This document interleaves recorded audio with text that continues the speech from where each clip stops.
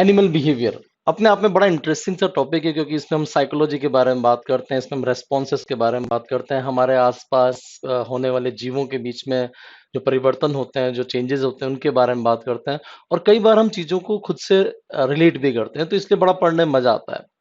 ये जो वीडियो है, ये पूरी तरह से साइंटिफिक तरीके से, ऑब्वियसली हमने साइंटिफिक टर्म्स का इस्तेमाल किया है, और वीडियो के एंड में टिपिकल एक्सपेरिमेंटल क्वेश्चन है।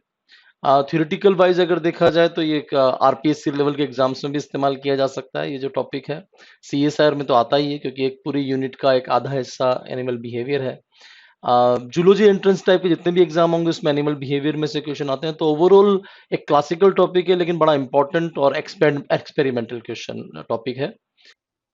हेलो फ्रेंड्स, आज हम बात करने जा रहे हैं एनिमल बिहेवियर के बारे में, जिसका दूसरा नाम होता है इथोलॉजी। इथोलॉजी साइकोलॉजी से बहुत ज़्यादा डिफरेंट है। साइकोलॉजी में एक्चुअली हम बात करते हैं कि किसी इंडिविजुअल लिविंग बीइंग के दिमाग में क्या चल रहा है, कि वो किस प्रकार लैब कंडीशन में वो क्या सोचता है, कैप्टिविटी में वो क्या कर रहा है, उसकी फीलिंग्स कैसी हैं, उसकी इमोशंस कैसी हैं। तो पूरी साइकोलॉजी मन के अंदर चलने वाले विचार या मन के अंदर चलने वाले रिएक्शंस के बारे में बात करती है। जब हम एनिमल बिहेवियर या इथोलॉजी पर आते हैं, तो इथोलॉजी बेसिकली इस चीज पर बेस्ड है कि अंदर चलने वाली रिएक्शन के जो आउटकम है वो क्या है, बाहर क्या आ रहा है, बाहर क्या दिख रहा है। तो बेसिकली जो एनिमल बिहेवियर है वो रेस्पॉन्सेस पर डिपेंड करता है, जो किसी न किसी स्टिमुलस की वजह से आती है। कोई भी रेस्पॉन्स के आने के तीन वजहें हो सकती है। पहला हो सकता है कि कोई नर्वस सिस्टम ऑपरेट कर रहा हो, उसकी वजह से कोई एक्टिविटी आ रही हो, एंडोक्राइन सिस्टम एक्टिव वर्क कर रहा हो, उसकी वजह से एक्टिविटी आ रही हो, और मस्कुलर सिस्टम वर्क कर रहा हो, उसकी वजह से एक्टिविटी आ रही हो।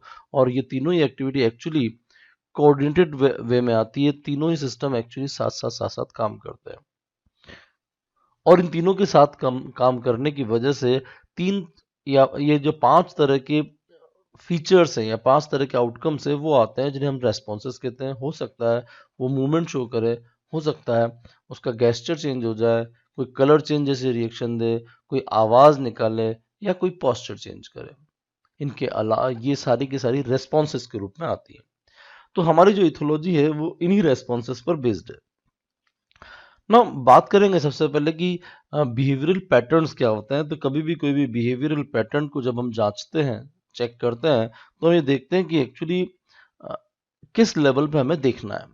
दो तरह के लेवल है जिन पर हमें डिस्कस करना होता है। पहला होता है हम प्रॉक्सिमेट कॉज को तलाशने की कोशिश करते हैं, जिसमें हम देखते हैं कि क्या दिख रहा है, ये करने वाले ने कैसे किया, कैसे किया, कैसे किया के अलावा हम सोचते हैं ऐसा वो कब कर रहा है, कब कर रहा है। So basically, it is dealing with the dealing what exactly is responsible for immediate operation, या जो पर्टिकुलर बिहेवियर है वो इस वक्त क्यों हो रहा है, उसके बारे में बात करता है। जो खास बात रहेगी इसमें हम हमेशा शब्द ध्यान रखेंगे इमीडिएटली रेस्पॉन्सेज, कि तुरंत प्रभाव क्या आ रहा है, वो क्या दिखा आपको। लेकिन अगर हम अल्टीमेट कॉज पर जाएं तो हमें देखना पड़ेगा कि वो पर्टिकुलर बिहेवियर एक्चुअली इवॉल्व कैसे हुआ। तो we always talk in long back, इसलिए पूरी की पूरी हिस्ट्री हम उसकी देखने की कोशिश करते हैं कि एक्चुअली ये सब हुआ कैसे था, पूरे के पूरे वो क्या एक्सपीरियंसेस थे, या वो सारे के सारे अप्रॉक्सीमेट कॉजेस क्या थे जिन्होंने इस अल्टीमेट कॉज को विकसित कर दिया। जैसे मैं आपसे कहूं कि मुझे छिपकली से डर लगता है, I am afraid of lizard. Afraid of lizard मेरे लिए, I am afraid of lizard, ये मेरे लिए एक प्रॉक्सिमेट कॉज है, मुझे छिपकली से डर लगता है। लेकिन अगर मैं कहूं कि ये छिपकली से डर क्यों हुआ, तो लॉन्ग बैक कि जितने भी रेप्टाइल्स थे, reptiles were harmful to human, और ऐसी ही हमारी ट्यूनिंग होती चली गई। हमारे दिमाग में यही यही सब कुछ डालता चले गए, तो हम सदियों से डरते आ रहे हैं। एकदम से हम डर जाएंगे कि एक रेंगने वाली चीज कहीं हमें नुकसान ना पहुंचा दे। बात दूसरी करते हैं तो अल्टीमेट कॉज और इवोल्यूशनरी कॉज में आप हम इस प्रकार से बात कर सकते हैं। हम जो पहली बात करेंगे वही बात करेंगे कि एनिमल बिहेवियर के कुछ फेमस साइंटिस्ट। एनिमल बिहेवियर में तीन मेजर साइंटिस्ट के बारे में बात करेंगे। One is Niko Tinbergen, another is called von Frisch and third one is Konrad Lorenz. Niko Tinbergen is also called father of the ethology. इसका ये वो व्यक्ति था जिसने अपनी जो पीएचडी थीसिस थी वो सिर्फ 32 पेज में पूरी कर दी। इनका जो मेन एरिया ऑफ डिस्कशन था वो ये था कि इस स्पेसिफिक इंस्टिंक्टिव बिहेवियर क्या होता है। इंस्टिंक्ट पर ये बात इन्होंने बात की थी। कॉल्ड वन फिश, इन्होंने भी नोबेल नोबेल प्राइज शेयर किया था इन दोनों के साथ। और इन्होंने बी के डांस, जो वेगल डांस आप लोग सुनते आए हैं, उसके बारे में डिटेल्ड स्टडी की और कैसे बीज कलर्स को परसीव कर पाती हैं, ये इंसेक्ट्स स्पेशली। और Lorenz is also called founder father of the ethology. He was the pioneer of ethology, he is the founder father of ethology. इन्होंने इम्प्रिंटिंग और चाइल्डहुड लर्निंग के बारे में डिटेल डिस्कशन किया था। कोई भी जो कंसेप्ट और पैटर्न्स होते हैं एनिमल बिहेवियर के, उसमें सबसे पहली जो चीज होती है वो होता है इंस्टिंक्टिव बिहेवियर या fixed action pattern. Fixed action pattern एक शानदार चीज है। इस शानदार चीज की खास बात है कि it is actually regulated by the genes. यानी कि आपका ये एक इन्नेट बिहेवियर होता है जिसमें एक्चुअली आपके कंट्रोल में कुछ होता ही नहीं है, ये आपको करना ही करना है। तो खास बात रहेगी कि जितने भी बिहेवियर हैं ये हमेशा कॉन्स्टेंसी शो करेंगे, लगातार एक जैसे दिखेंगे। दूसरा, वक्त के साथ साथ इनमें कोई चेंज नहीं आएगा। They will not be register, they will not be showing changes with the evolution. यानी कि फाइलोजेनेटिक चेंजेस ये एकदम से शो नहीं करेंगे। और इनको सिर्फ एक पर्टिकुलर स्टिमुलस चाहिए होगा होने के लिए कि वो घटना घटित हुई और ये उस प्रकार का बिहेवियर शो करेंगे। और सबसे शानदार बात कि it can not be controlled. एक और शानदार बात कि animals can not control them, ये उनको करना ही करना है। एक फेमस एक्सपेरिमेंट में यहाँ डिस्कस करना चाहूंगा, निको टिनबर्जन का एक्सपेरिमेंट। उन्होंने मेल स्टिकल बैक फिश पर एक्सपेरिमेंट किया। मेल स्टिकल बैक फिश की खास बात होती है कि जब कभी भी रेड बेलीड मेल के आसपास कोई दूसरी मेल आ जाए जिसकी बेली, यानी कि बेली मतलब जो वेंट्रल एरिया है वो रेड हो, तो ये इसके लिए साइन स्टिमुलस का कार्य करता है और इस साइन स्टिमुलस की वजह से वो उसके ऊपर अटैक करती है। अटैक द इंट्रूडर,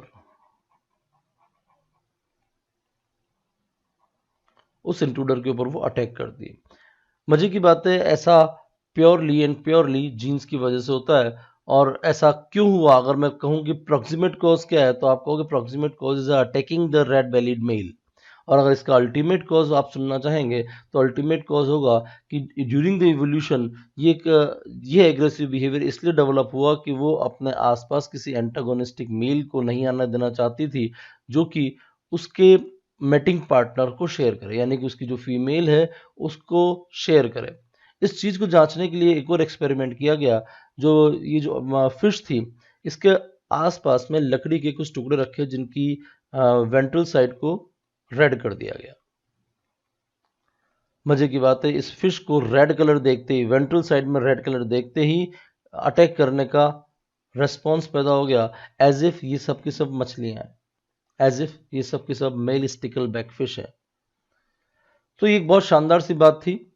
अगर आप रेड कलर नहीं रखेंगे तो कोई एग्रेसिव बिहेवियर नहीं आएगा, और अगर रेड कलर रखेंगे नीचे की तरफ तो इनका एग्रेसिव बिहेवियर आना शुरू हो जाएगा। यानी कि इसके लिए जो स्टिमुलस रहा वो था रेड कलर, कि वेंट्रल साइड में अगर रेड कलर है तो ये हमला करेगी, और वेंट्रल साइड में अगर रेड कलर नहीं है तो ये हमला नहीं करेगी।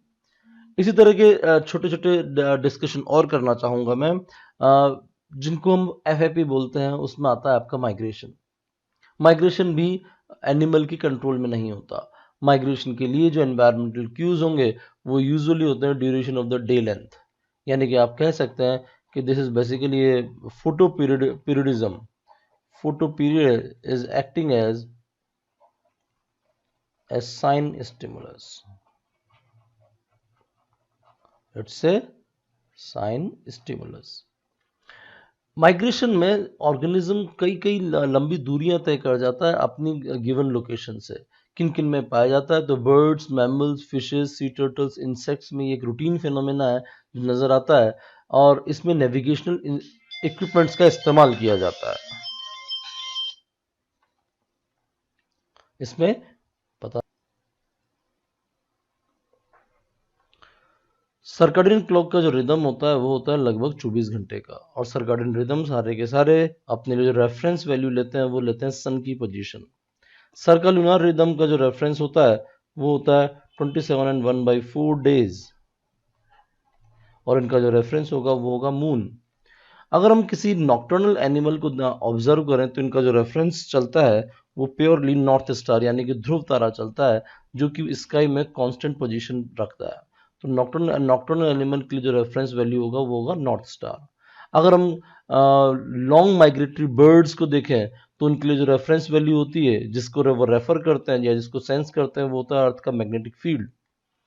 ये अर्थ के मैग्नेटिक फील्ड को परसीव करने के लिए इनके पास स्पेसिफिक मॉलिक्यूल्स होते हैं जो इनके ब्रेन में प्रेजेंट होते हैं, और उनको बोलते हैं magnetite. Magnetite basically these are the magnetic iron material which is present in the brain of the migrating fishes and the birds। ये जांचने के लिए कि क्या ये बात सच है, ये जो आयरन कंटेनिंग कॉम्प्लेक्सेस ब्रेन में है, हमने क्या किया, जो पिजन्स होते हैं, कबूतर, उनके सिर के ऊपर एक छोटा सा मैग्नेट रख दिया, और ये ऑब्जर्व किया गया कि वो अपने रास्ते को भूल गए। They'll just forget their way। दूसरी खास बात, light of a particular wavelength must be present for the birds to orient magnetic field during the day और नाइट। दिस शोज कि उनके अंदर जो सेंस है effect of earth magnetic field का, वो फोटो रिसेप्टर द्वारा भी एनालाइज किया जाता है। तो जो मैग्नेटाइट के बारे में हमने डिस्कस किया वो ये कि मैग्नेटाइट जो है वो बायोलॉजिकल मैग्नेटिक ट्रांसड्यूसर्स की तरह एक्ट करते हैं, और इन्हीं के अनुसार ब्रेन की एक्टिविटी बदल जाती है और उसकी वजह से फैप क्रिएट होता है। फैप दोबारा से मैं डिस्कस करना चाहूंगा कि फैप में ऑर्गेनिज्म का अपना जोर नहीं चलता। बिहेवियरल रिदम में सर्काडियन रिदम को मैं दोबारा डिस्कस करूं, सर्काडियन रिदम और circannual rhythm. Circadian rhythm daily cycle को कहते हैं, जिसमें आप 24 आवर्स के साइकिल के बारे में बात करते हैं। उसके अलावा सर्कानुअल रिदम में आप बात करते हैं कि जो सीजनल साइकिल चलते हैं, और इन दोनों में ही फोटो पीरियडिज्म ऑफ द सन यानी कि सन की जो पोजीशन है और सन का जो ड्यूरेशन है, डे लेंथ, उससे ये सारी चीज डिसाइड होती है। अगर हम यही चीज फिडलर क्रैब में देखें, जो कि एक्चुअली सर्काल्यूनार रिदम शो करता है, सर्काल्यूनार रिदम शो करता है। सर्काल्यूनार में भी इट इज सर्काशाइजिक। सर्काशाइजिक मतलब हर 15 दिन में रिपीट होने वाला। सर्काशाइजिक में अमावस्या और पूर्णिमा के दिन ये जब हाई टाइड आते हैं तो ये इनके लिए साइन स्टिमुलस का कार्य करता है, और ये जो फिल्डर क्रैब है ये कॉर्टशिप इनमें बिगिन शुरुआत हो जाती है, क्योंकि high tide will be deciding the food availability at the sea shore. समुद्र के किनारे फूड बहुत सारा अवेलेबल होगा। फिल्डर क्रैब के बारे में ध्यान रखना है कि ये समुद्र के किनारे पाए जाने वाले कीचड़ में पाया जाता है। तो usually these are present in the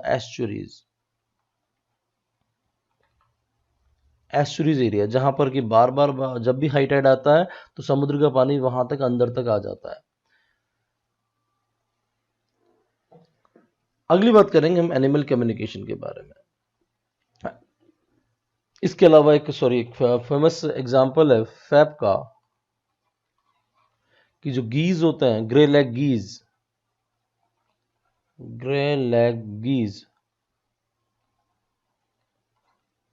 अगर इनके अंडे को नेस्ट में से आप बाहर निकाल दो तो ये जो गीज होगा ये इन अंडों को स्पेसिफिक तरीके से रोल करते हुए वापस अपने अंदर तक ले जाएगा, और ये इसका फैप है, fixed action pattern. Geese, greylag geese, इसी ऑर्गेनिज्म को बार बार आगे और भी डिस्कस करेंगे।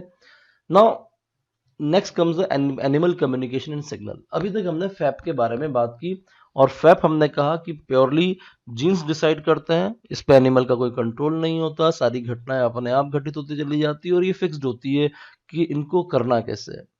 जब हम एनिमल कम्युनिकेशन और सिग्नल के बारे में बात करेंगे तो हम बात करेंगे कि कैसे एक स्टिमुलस एक एनिमल से दूसरे एनिमल में ट्रांसमिट किया जाता है। यानी कि एक एनिमल स्टिमुलस पैदा करता है तो वो एक रेस्पॉन्स पैदा करेगा दूसरे एनिमल में, फिर दूसरा एनिमल अगर कोई स्टिमुलस पैदा करता है तो पहले एनिमल के लिए पहला एनिमल उसको रिसीव करेगा और वो रेस्पॉन्स पैदा करेगा। ये जब खेल चलता है, ये जब एक्सचेंजेस चलते हैं स्टिमुलस के, तो इसको बोलते हैं कम्युनिकेशन। ड्रोसोफिला के केस में कॉर्टशिप बिहेवियर इसी तरह की कम्युनिकेशन का एक हिस्सा है। अगर मैं इसको लोअर ऑर्गेनिजम्स में देखूं तो कोरम सेंसिंग का एक फिनोमेना आपने सेल बायो में डिस्कस किया होगा, जो कि बैक्टीरिया में पाया जाता है। कोरम सेंसिंग में स्पेसिफिक मॉलिक्यूल्स एक बैक्टीरिया रिलीज करता है और दूसरा बैक्टीरिया उसको परसीव कर लेता है और इसी के अनुसार वो दोनों एक दूसरे के लिए बिहेव करते हैं और फाइनली जो भी रेस्पॉन्स देना होता है, जैसे बायोफिल्म बनाना, जैसे एग्रीगेट कर जाना या कोई स्पेसिफिक फ्लोरेसेंस देना, इस तरह की रेस्पॉन्सेस कोरम सेंसिंग की वजह से आती है। हम बात करेंगे वापस से ड्रोसोफिला के बारे में कि ड्रोसोफिला का जो कॉर्टशिप बिहेवियर है उसमें देखा जाता है कि how do the male attract and convince the female for the mating. इसकी जो शुरुआत होती है वो होती है विजुअल कम्युनिकेशन से। विजुअल कम्युनिकेशन में सबसे पहली जो घटना घटित होगी वो ये कि मेल अपनी बॉडी को फीमेल की तरफ स्पेसिफिक मैनर में ओरिएंट करता है। इस ओरिएंटेशन को अगर आप ध्यान से देखेंगे तो मेल ने क्या किया, मेल ने अपनी बॉडी को स्पेसिफिक मैनर में ओरिएंट किया। So it is just taking the permission to talk to the female. Chemical communication को देखा जाए तो male will sense the pheromones which are released by the female, and this will give them information whether the female is favorable or not. So here male is visually recognizing the first of the female, and female is releasing the female releases the chemical detected by male sense of smell. अगर इस female ने जो pheromones या ये chemical जो release की ये favourable है तो male will tap the females abdomen with its foreleg. So here is the tactile communication जिसमें male is approaching the female and touching its foreleg.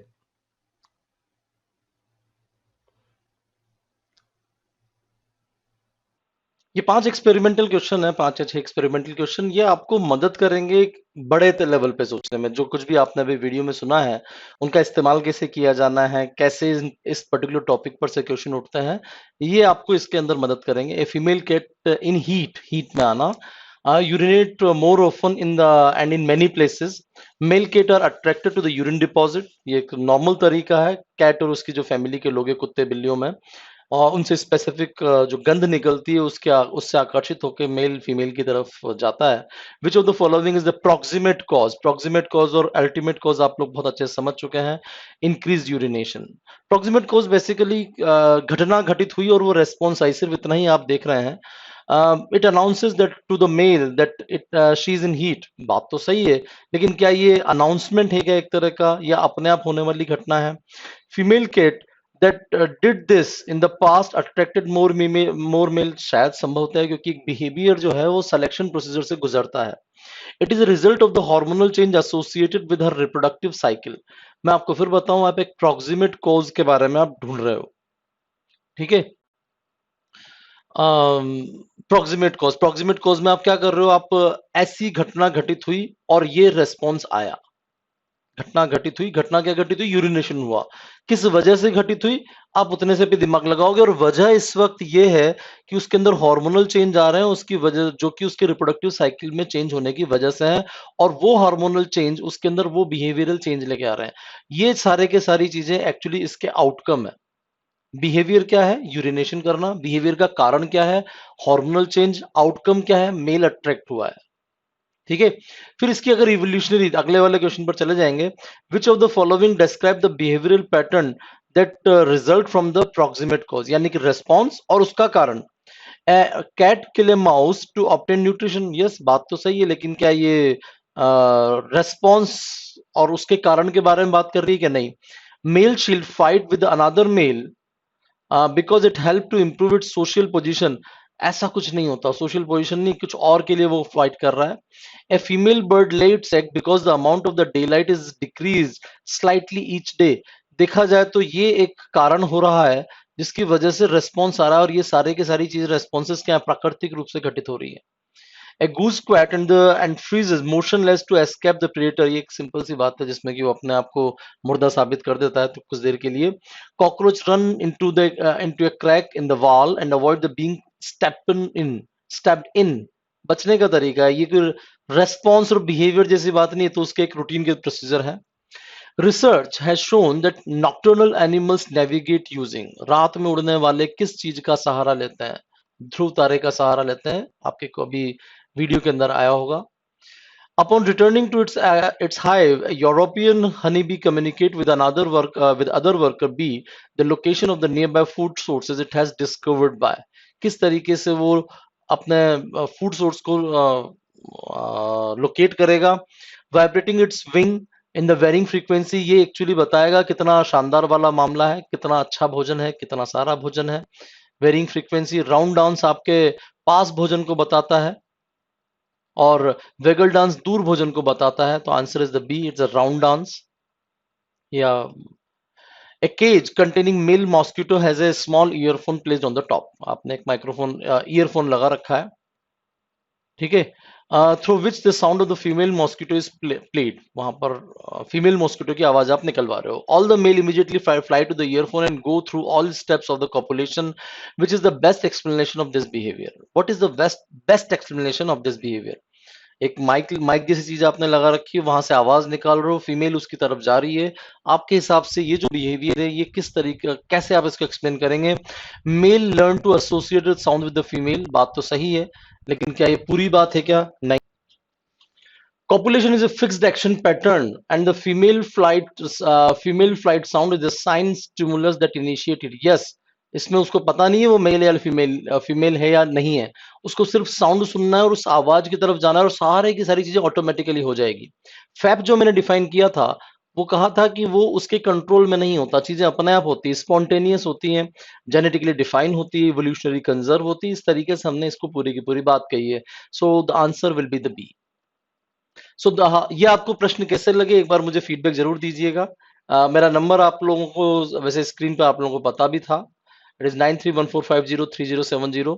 इस नंबर पर आप मुझे व्हाट्सएप करके अपना फीडबैक जरूर दें कि वीडियो आपको कैसा लगा, क्वेश्चंस आपको कैसे लगे, और जल्दी ही हमारे कोर्स को सब्सक्राइब करने का प्लान कीजिएगा। बहुत अच्छी अच्छी चीजें हम बना रहे हैं आप लोगों के लिए, वीडियोस की वेराइटीज लेके आ रहे हैं, और सब कुछ को नया करते जा रहे हैं, जितना ज्यादा एग्जाम के पॉइंट ऑफ व्यू से उसको बनाया जा सके। Thank you very much.